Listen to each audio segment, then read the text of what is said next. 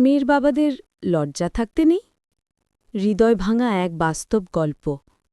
বাবা দরজায় দাঁড়িয়ে। দরজার ঘণ্টা বাজতেই খুলে দেখি আমার জন্মদাতা বাবা দাঁড়িয়ে আছে। মুখে সেই চিরচেনা হাসি, আর হাতে ছোট্ট একটা বক্স। আমি কিছুটা অপ্রস্তুত হয়ে বললাম, বাবা, ভিতরে আসো। ভিতরে এসে বক্সটা বাড়িয়ে দিয়ে বাবা বলল, এই নে মা, তোর পছন্দের গুড়ের পায়েস। তোর মা বানিয়েছে। তোকে না খাইয়ে আমরা কিভাবে খাব? আমি অবাক হয়ে বললাম, এসব দিতে ৬০ কিলোমিটার পথ আসলে? বাবা আবারও হাসল, একটা অদ্ভুত শান্ত ক্লান্ত হাসি। শাশুড়ির আচরণ। ঠিক তখনই রুমের ভেতর থেকে শাশুড়ির ডাক, বৌমা, কে এসেছে?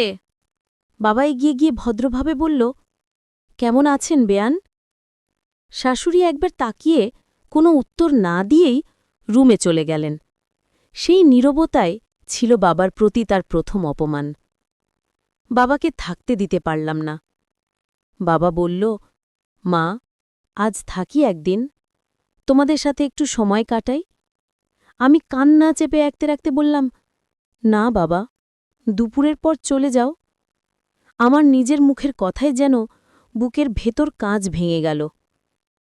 শাশুড়ির রাগ, তোমার বাপের লজ্জা নেই। আমি শাশুড়ির রুমে গিয়ে বললাম, মা, খাসির মাংসটা বের করি, বাবা খেয়ে যাবে। তিনি রাগী গলায় বললেন, এত আপ্যায়ন লাগবে না? তোমার বাপ তো রোজ রোজ এসে পড়ে, তার জন্য আবার খাসি রান্না করতে হবে। লোকটার লজ্জা নেই নাকি? আমি কাঁপা কাঁপা গলায় বললাম, মা, পাশের রুমে বাবা আছে, দয়া করে এসব বলবেন না। আমি সরে আসলাম, চোখের জল থামাতে পারলাম না। জামাইয়ের অপমান, বাজারের ব্যাগ হাতে তুলে দেওয়া। একবার স্বামী বাজারের ব্যাগ দিয়ে বাবাকে বলেছিল, আপনি তো ফ্রি আছেন, বাজারটা করে নিয়ে আসুন। একজন শ্বশুরের জন্য এর চেয়ে বড় অপমান আর কি হতে পারে? কিন্তু বাবা কিছুই বুঝল না, হাসি মুখে বাজারে চলে গেল। দুপুরের খাবার, মাছের মাথাটাও বাবাকে দিতে পারলাম না। খাবার পরিবেশন করতে গিয়ে মাছের মাথাটা বাড়িয়ে দিচ্ছিলাম বাবার প্লেটে। হঠাৎ শাশুড়ি এসে বললেন, এটা আমার ছেলের জন্য, নিজের বাপকে মাছের মাথা দিচ্ছ কেন? বাবা চুপচাপ ঝোলমেখি খেতে লাগল। বলল, তুই এত ভালো রান্না করিস, বাড়ি গিয়ে তোর মাকে শেখাবি একদিন। বাবার সরল কথাগুলো তখন ছুরি হয়ে বিঁধল আমার মনে। অবশেষে বাবাকে নিষেধ করলাম। খাওয়া শেষে বাবা উঠতেই আমি কান্নায় ভেঙে পড়লাম। বললাম, বাবা, প্লিজ আর আসবে না এই বাড়িতে। তোমাকে বারবার অপমান করতে আমার খারাপ লাগে। বাবা কিছু বলল না, শুধু আমার মাথায় হাত রেখে হাসি মুখে চলে গেল। সেই দিনের পর বাবা আর কখনো আমাদের বাড়ি আসেনি। অথচ বিপদের সময় সবার পাশে ছিল বাবা। শাশুড়ি অসুস্থ হল, স্বামীর ব্যবসা খারাপ হল, সবার আগে সাহায্যের হাত বাড়িয়েছিল আমার বাবা। কিন্তু তবুও কখনো আমাদের বাড়িতে আসেনি। ২ বছর পর আমি মা হলাম।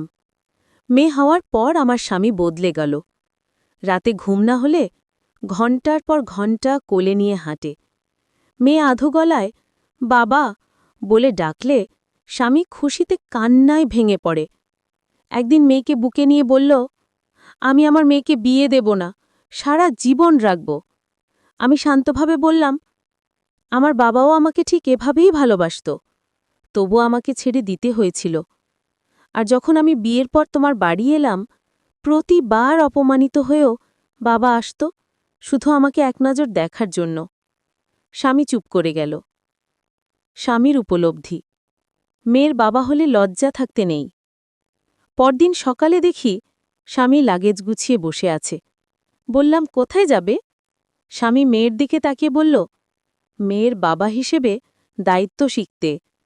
তোমার বাবার কাছে যাচ্ছি, কারণ ওনার মতো সহ্যশক্তি আমার নেই।